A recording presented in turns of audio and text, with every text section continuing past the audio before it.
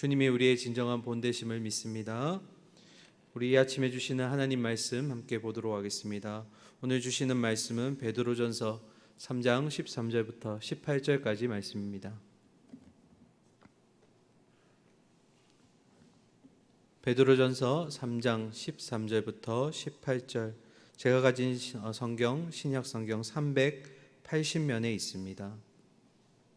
성도를 향한 하나님의 뜻이라는 제목으로 우리 말씀 함께 나누도록 하겠습니다.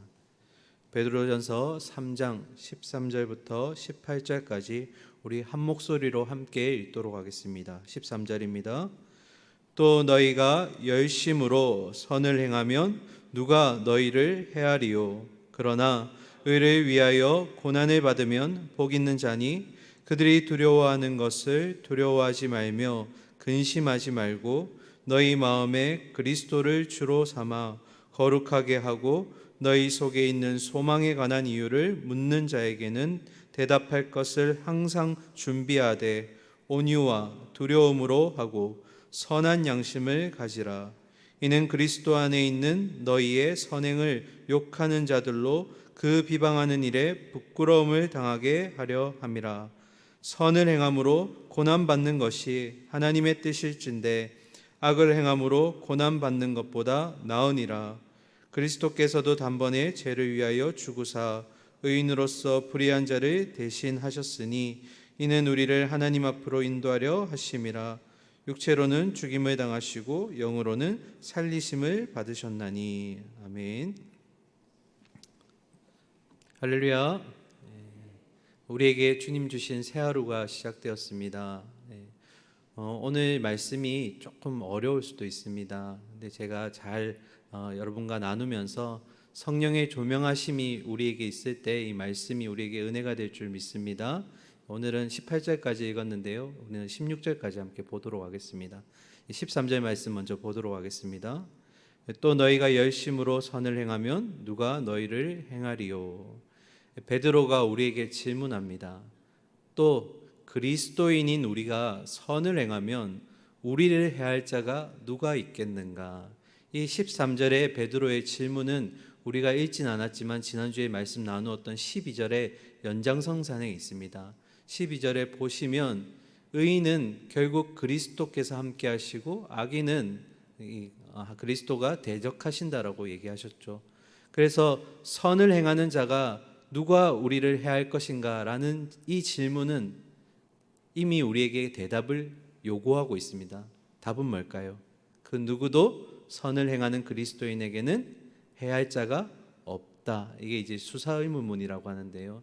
그러니까 이미 우리에게 답을 베드로가 넌지시 던져주고 있는 겁니다. 그런데 생각해 보면 이 모습이 원래는 정상이 아닐까요? 이 땅에 선을 행하는 자가 있으면 그 선을 행하는 자로 하여금 악을 행하는 자, 고난을 주는 자가 없는 게 맞지 않겠습니까? 그런데 죄가 들어오면서 이 뒤틀려지고 어그러진 세상 가운데 선을 행하였음에도 불구하고 이 선을 행하는 자에게 고난과 어려움이 찾아올 수 있다라는 것입니다.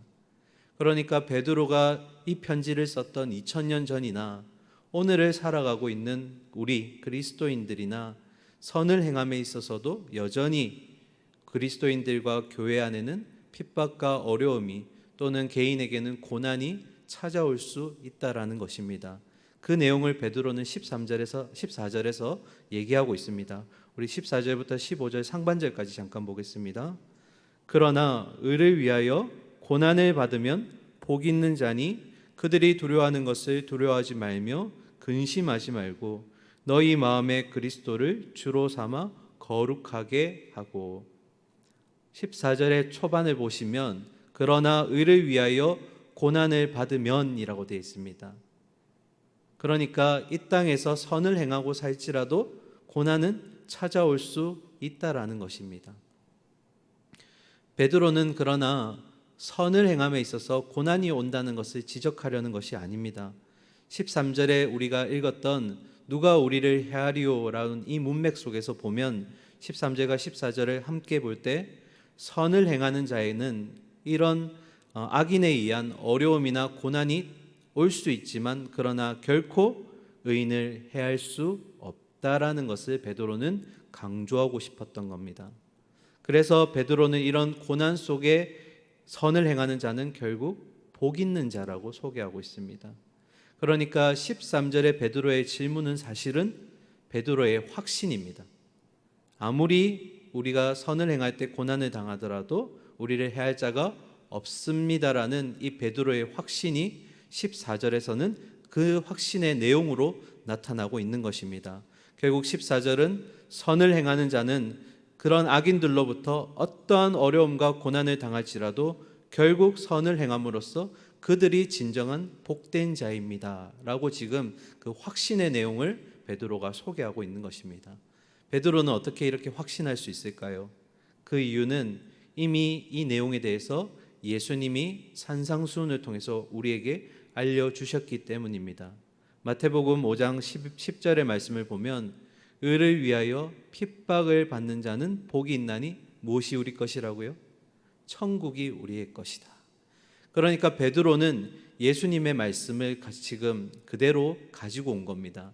이 땅에서 의를 행하고 살 때 세상에서는 우리를 어려움에 처하게 하고 고난을 줄지 모를지라도 그러나 마침내 우리는 복을 얻는 자, 천국을 유업으로 얻는 자입니다.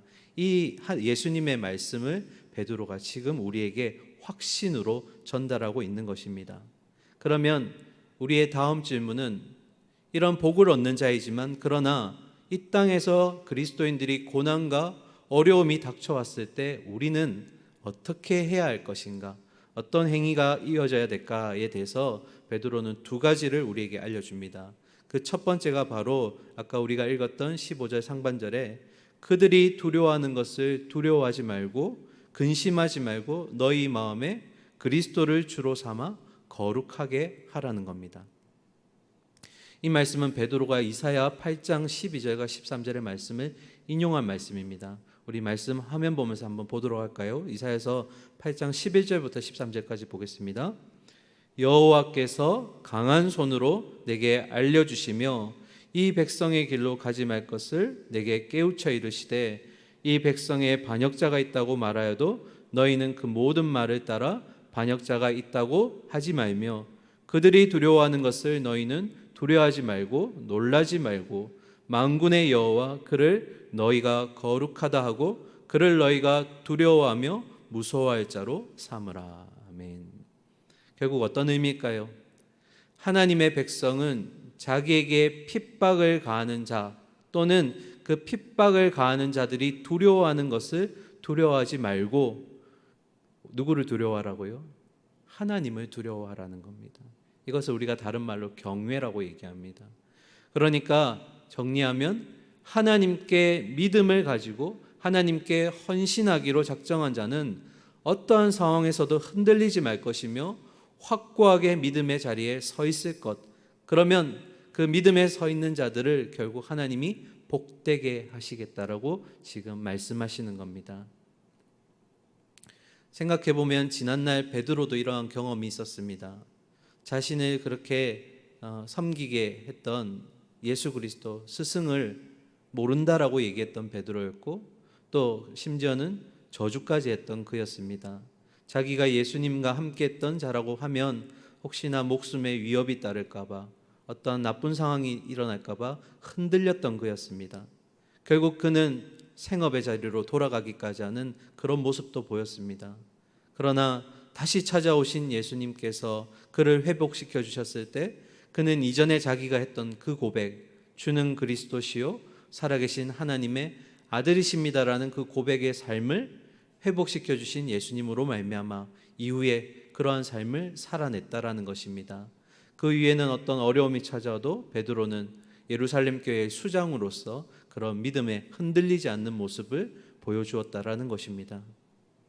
자, 이어서 15절 중반절 보겠습니다. 너희 속에 있는 소망에 관한 이유를 묻는 자에게는 대답할 것을 항상 준비하되 온유함과 두려움으로 하고. 우리에게 고난과 어려움이 찾아올 때 베드로는 역설적으로 이렇게 얘기합니다. 두 번째로 소망에 관한 이유를 묻는 자에게 대답할 것을 항상 준비하라. 어떻게 하라는 겁니까? 어려움과 고난이 찾아올 때 오히려 이것을 기회로 삼으라는 겁니다. 어떤 기회로일까요? 복음을 전하고 소망을 전하는 기회로 삼으라는 겁니다. 일찍이 베드로는 베드로전서 1장 3절에서 우리에게 산 소망이 있다라고 얘기하고 있습니다. 그 소망은 바로 예수 그리스도입니다. 이것은 세상 사람들과 우리의 차이를 보여줍니다. 세상 사람들에게 없는 것, 바로 산 소망이 없다라는 겁니다. 그러나 그리스도인들에게는 썩지 않고 쇠하지 않을 유업을 받을 산 소망이 있다라는 겁니다. 바로 우리의 소망 되시는 그리스도가 우리 안에 있다는 것을 고난과 핍박 가운데 오히려 이것을 전할 수 있는 자들이 되어야 한다고 지금 베드로는 얘기하는 겁니다. 그 대표적인 예가 바로 사도 바울입니다. 바울은 자신의 복음으로 인해서 신문을 받게 되었을 때 오히려 그 신문의 장소에서 다른 건 얘기하지 않고 내가 믿고 나의 소망 되시는 예수 그리스도를 그들에게 복음을 전하는 기회로 삼았다라는 것입니다. 그런데 우리는 베드로는 이런 우리가 소망을 전할 때 세 가지의 마음을 가져야 된다라고 지금 얘기하고 있습니다. 첫 번째로 온유, 그리고 두 번째로 두려움, 그리고 16절에 있는 세 번째로 선한 양심입니다. 그 중에 우리는 묶어서 먼저 첫 번째 온유와 두려움에 대해서 먼저 조금 보도록 하겠습니다. 여러분, 온유가 뭘까요? 우리가 주로 생각하는 온유는 어떤 사전적인 의미로 보았을 때 양보하는 미덕 또는 심성이 고운 것, 그런 것들을 보통 온유라고 얘기합니다. 그러나 지난번에도 제가 몇 번 얘기했었는데요, 이 성경에서 말하는 온유함은 매우 다른 의미를 가지고 있습니다. 어떤 의미냐면 이 성경 속의 온유는 잘 다듬어져서 조절될 수 있게 만드는 것을 얘기합니다. 어떤 의미냐면 예를 들어 볼게요. 우리가 모세의 삶을 볼 때 모세의 삶을 세 부분으로 나눌 수가 있습니다. 첫 번째 삶은 이집트의 애굽의 왕자로서의 삶이었는데요. 그는 왕으로서의 교육을 받았고 훈련을 받았지만 그러나 스스로를 통제할 수 없는 인물이었습니다. 그래서 자기의 동족이 죽는 모습을 보면서 자기의 감정과 마음을 추스리지 못하고 결국 살인을 저지르는 그런 모습을 보게 됩니다. 온유하지 못했던 거죠. 그래서 이 온유하지 못했던 모세를 하나님이 두 번째 시기 동안 미디안 광야에서 훈련시키십니다. 그가 온유한 자가 될 수 있도록 스스로를 통제하고 조절할 수 있도록 만드시기 위해서 하나님은 40년이라는 세월 동안을 이 미디안 광야에서 훈련을 시키셨습니다. 그리고 비로소 그가 온유한 자가 되었을 때 하나님께서는 그를 사용하셔서 애굽에서 노예 생활을 하던 그 백성들을 그를 통해서 이끌어내셨다라는 겁니다. 결국 온유라는 것은 하나님이 제어하시고 하나님이 통제하실 수 있도록 하나님께 모든 것을 내어 맡길 수 있는 그런 모습을 바로 성경에서는 온유라고 얘기합니다. 오늘 여기에 계신 모든 분들이 온유함을 가지시기를 소망합니다. 우리에게 온유함이 있어야 됩니다. 하나님에 의해서 우리가 조절될 수 있고 또 움직여질 수 있는 그런 마음이 있어야 됩니다. 두려움은 우리가 잘 아는 내용입니다. 하나님의 주권과 영광을 인정하는 자가 진정으로 두려워할 대상을 두려워하는 것, 하나님을 두려워할 줄 아는 것, 다른 말로 경외라고 하죠. 우리 안에 하나님을 경외하는 마음이 있어야 합니다. 그리고 세 번째로 선한 양심입니다. 이 선한 양심을 우리는 보통 단순히 도덕적으로, 외적으로 그런 율법적인 차원에서 얘기할 때가 있지만, 그러나 진정한 선한 양심은 구원받은 백성이 늘 하나님의 임재하심과 그런 임재의식을 가지고 살아가는 것을 선한 양심으로 얘기합니다. 그러니까 우리가 늘 걸어다니는 삶 가운데 하나님이 나와 함께 하신다, 하나님이 나를 지켜보고 계신다 라는 그런 하나님의 임재의식을 가지고 살아가는 것을 선한 양심이라고 얘기합니다. 우리가 고난 가운데 있을 때 예수 그리스도가 우리의 소망이십니다라는 그런 복음을 전할 수 있으려면 이런 마음, 첫 번째 뭐라고요? 온유함, 그리고 두 번째로 경외, 두려움, 그리고 세 번째 선한 양심이 있어야 한다라는 것입니다. 자, 마지막 우리 16절 말씀 보도록 하겠습니다. 선한 양심을 가지라. 이는 그리스도 안에 있는 너희의 선행을 욕하는 자들로 그 비방하는 일에 부끄러움을 당하게 하려 함이라. 결국 고난 가운데서도 그리스도가 우리의 소망이십니다라는 이 우리의 대답과 우리의 삶의 태도는 그리스도를 대적하는 자들로 하여금 결국에는 수치를 받게 할 것이다 라는 것이 베드로의 결론이며 동시에 하나님이 우리에게 주시는 약속입니다. 우리 이어서 17절 말씀 한번 더 보도록 하겠습니다. 선을 행함으로 고난받는 것이 하나님의 뜻일진데 악을 행함으로 고난받는 것보다 나으니라. 선을 행하는 자가 이 땅에서 고난을 받을 수 있습니다. 하지만 결국에는 복된 자가 될 것입니다. 그러나 반대로 악인은 마지막에 심판의 자리, 고난의 자리를 피할 수 없다라는 것이 지금 하나님의 뜻인 겁니다.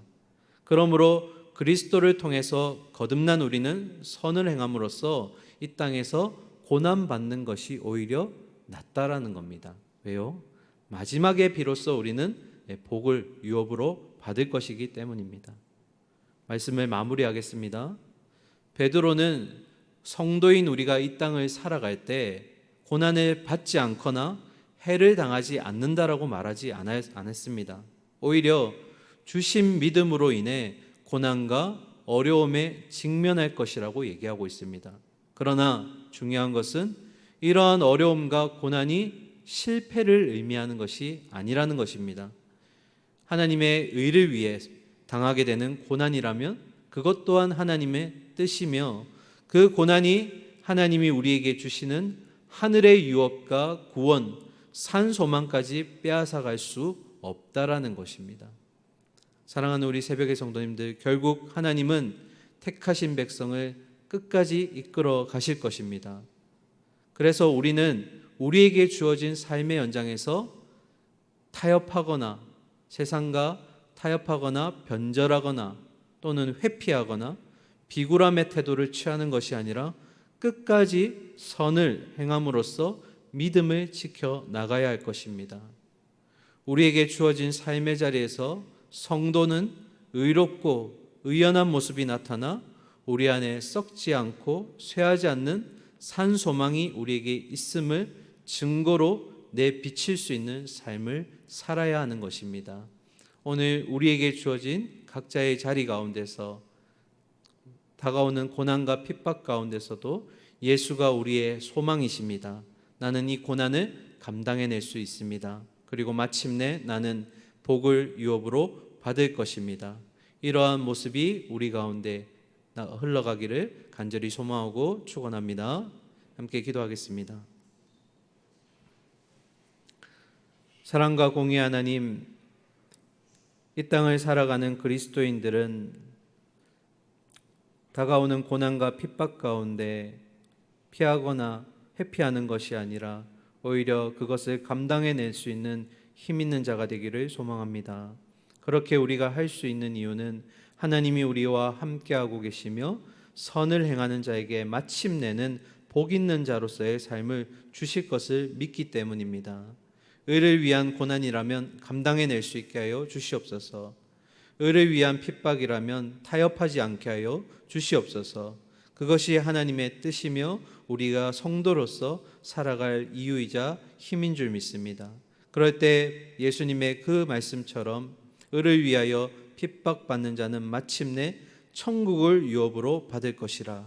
우리에게 그런 사라지지 않을 영원한 상급이 있음을 믿습니다. 우리가 그 상급 기억하며 끝까지 달려갈 수 있도록 인도하여 주시옵소서. 오늘도 우리에게 주어진 삶의 연장이 있습니다. 우리의 모습을 통해서 예수 그리스도가 드러날 수 있게 하여 주시고, 때로는 우리의 희생과 섬김이 그리스도를 사람들에게 보여주는 우리의 형상이 될 수 있기를 소망합니다. 우리 성도님들 삶의 현장에서 그런 빛과 소금의 역할을 감당할 수 있도록 주님 지혜와 용기를 허락하여 주시옵소서. 살아계신 예수 그리스도 이름으로 기도드립니다. 아멘.